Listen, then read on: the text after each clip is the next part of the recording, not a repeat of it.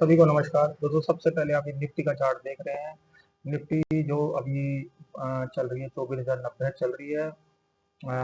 Monday में भी हमने बात करी थी कि बाजार के अंदर 24,000 फ्राइडे में भी बात करी थी कि 24,100 से लेकर 24,150 का एक मेन सप्लाई एरिया बाजार के अंदर है। जब तक बाजार इसके ऊपर सस्टेन नहीं करेगा तब तक बाजार के अंदर वापस स्ट्रेंथ नहीं आएगी और बहुत ज़्यादा चांसेस हैं कि बाजार यहीं से नीचे आने की कोशिश करे। अगर कल देखिए जिस तरीके से मंथली क्लोजिंग है या मंथली एक्सपायरी भी बोल सकते हैं, अगर बाजार इसके ऊपर सस्टेन होकर ओपन हो जाए इसके ऊपर, तो बाजार मैक्सिमम साइड 24,300 तक जा सकता है। कल के दिन अगर इस वाली तेजी की रिजेक्शन की बात करें तो ये वाला तेजी अभी बाजार के अंदर आई है आज, तो ये समझ लीजिए अगर बाजार 23,950 से लेके 24,000 का एक यहाँ पे क्या है डिमांड एरिया है। अगर बाजार इसके नीचे सस्टेन हो गया 23,950 के नीचे, तो बाजार के अंदर वापस आपको ये ट्रेंड तेज होता वो मंदा होता दिखाई देगा।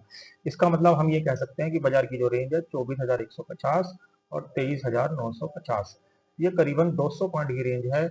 इसके अंदर कोई भी ट्रेडिंग यहाँ पे करने की कोशिश ना करें जब तक बाजार इसके ऊपर ना चला जाए या इसके नीचे ना चला जाए।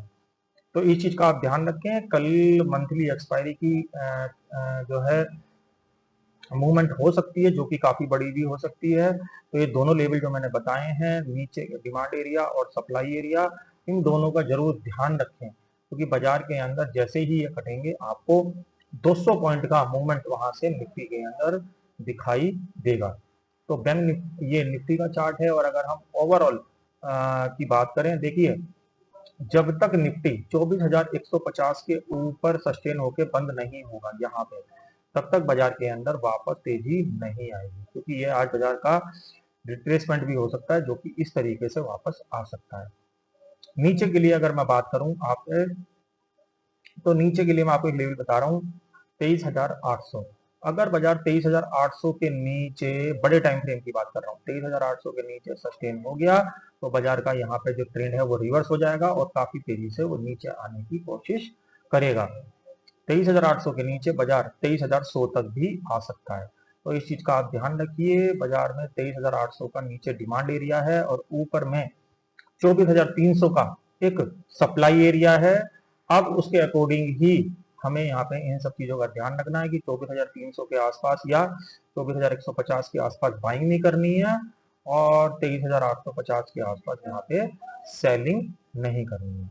तो ये निफ्टी का निफ्टी के अंदर ध्यान रखें। ऐसे ही ये बैंक निफ्टी का चार्ट है। बैंक निफ्टी के अंदर एक लेवल मैं आपको बता रहा हूँ, बैंक निफ्टी 56,600 के ऊपर सस्टेन होने पर ही ये जो प्राइस है ऊपर के साइड शिफ्ट होगा, अदरवाइज ये घूम के इस तरीके से वापस आ सकता है। तो बैंक निफ्टी के अंदर भी इस चीज का आप ध्यान रखें, 56,600 के ऊपर ही ये रिवर्सल आएगा, अदरवाइज इसके अंदर 54,000 तक के भी लेवल आपको देखने को मिल सकते हैं। क्योंकि देखिए बाजार का जो ट्रेंड है वो अभी फ्राइडे के हिसाब से अगर हम देखें तो नेगेटिव चल रहा है, बट अगर ऊपर के कोई भी लेवल कटते हैं तो वापस वो पॉजिटिव में शिफ्ट हो जाएगा। जैसे बैंक निफ्टी के लिए 56,600, निफ्टी के लिए 24,150।